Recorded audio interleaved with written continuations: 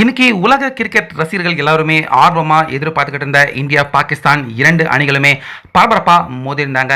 இப்படி இருக்க ஆட்டத்தின் முக்கியமான கட்டத்தில் ஒத்த ஆளா நின்று நம்ம விராட் கோலி நம்ம இந்திய அணியை வெற்றியின் பாதைக்கு அழைச்சிட்டு போய் ஜெயிக்க வச்சிருக்காரு. முக்கியமா இதுவரைக்கும் நடந்த ஐசிசி ஈவெண்ட்டுகள்லயே இப்படிப்பட்ட ஒரு சம்பவம் 400 வருஷமா நடந்ததே இல்லை அப்படின்னு சொல்லக்கூடிய ஒரு சம்பவத்தையும் இன்றைய ஆட்டத்தில் நம்ம இந்திய அணி நிகழ்த்தியிருக்காங்க.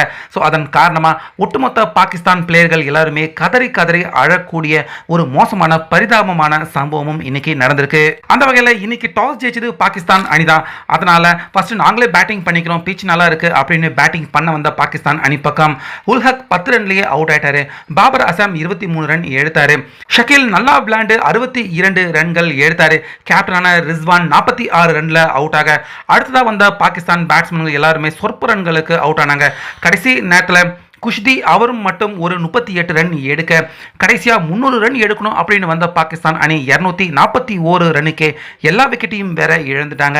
இப்படி இருக்க 242 தான் டார்கெட், ஈஸியாக நம்ம இந்தியா எடுத்துடலாம் அப்படின்னு நினைச்சாலும் இதுக்கு முன்னாடி பங்களாதேஷ் அணிக்கு எதிராக அவங்க நிர்ணயிச்ச டார்கெட்டையே நம்ம இந்தியா ஒரு மாதிரி கஷ்டப்பட்டு தான் எடுத்தாங்க.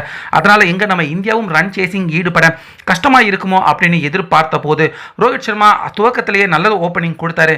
20 ரன்னுக்கு சிக்ஸர் ஃபோர்கள் எல்லாமே எடுத்தாரு. 20 ரன்லயே அவுட் ஆயிட்டாரு. பின்னாடியே கில் இன்னைக்கும் நல்ல இன்னிங்ஸ் விளையாண்டாரு. ஆனா அரை சதம் அடிக்க முடியாம 46 ரன்ல கில் அவுட் ஆக சோ அந்த இடத்துல விக்கெட் விழுற தடுமாற்றம் கண்டிப்பாக நம்ம இந்திய அணியின் பேட்ஸ்மேன் கிட்ட இருந்துச்சு. சோ அந்த இடத்துல கரெக்டா பொறுப்பை உணர்ந்த விராட் கோலி நிதானமா விளையாண்டாரு. சில பந்துகள் வீணானாலும் பரவாயில்ல அப்படின்னு ரிஸ்க் ஷாட் எடுக்காம பொறுமையா விளையாண்டாரு. ஒரு லைஃப் கூட கோலி அவருக்கு கிடைச்சது. சோ அதை பயன்படுத்திக்கிட்டு மெதுவா அரை சதம் அடிச்ச விராட் கோலி கொஞ்சம் கொஞ்சமா வெற்றியின் பாதைக்கு நம்ம இந்தியாவை அழைச்சிட்டு போனாரு. இதன் காரணமா பாகிஸ்தான் அவங்களும் எவ்வளவோ ட்ரை பண்ணி பார்த்தாங்க கோலி அவருடைய விக்கெட்டை வீழ்த்த. ஆனா அதுக்குள்ள மறுமுனையில ஸ்ரேஷ் ஐயர் அவரும் டேக் ஆன் எடுக்க அவரும் அரை சதம் அடிக்க கடைசியா இவங்க இரண்டு பேரையுமே சமாளிக்க முடியாமலே பாகிஸ்தான் அணி திணற ஒரு வழியா இந்த ஆட்டத்தினுடைய மொமெண்டம் விட்டு வெளியே போய் கம்ப்ளீட்டா ஆட்டத்தையும் கோட்டை விட்டுட்டாங்க.